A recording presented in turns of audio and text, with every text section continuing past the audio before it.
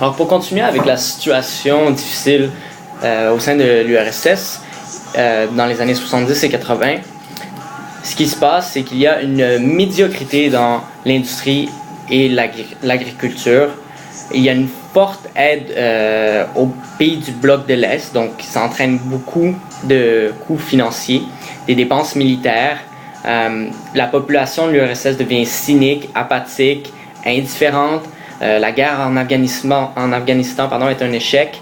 Et il y a la catastrophe de Tchernobyl en 1986, qui est un petit peu une métaphore symbolique de ce qui va se dérouler dans les prochaines années dans l'URSS. Donc, il y aura quelques tentatives du parti pour,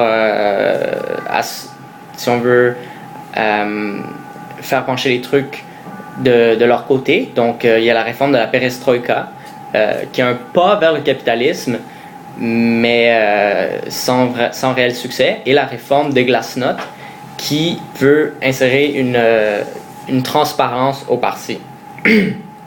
Alors, pour ce qui est de mes sources, j'ai utilisé les notes de cours de François Bordelot, le professeur d'histoire professeur d'histoire au Cégep de Saint-Laurent, et l'Encyclopédie Universalis, un article écrit par Jacques Hunsinger. Et donc, en 1989, pour terminer, il y a la chute du mur de Berlin, et 2 ans plus tard, l'implosion du parti communiste soviétique en 1991. Merci beaucoup, et n'oubliez pas de regarder ce dimanche à 19h30 l'émission Découverte. Soyez des nôtres.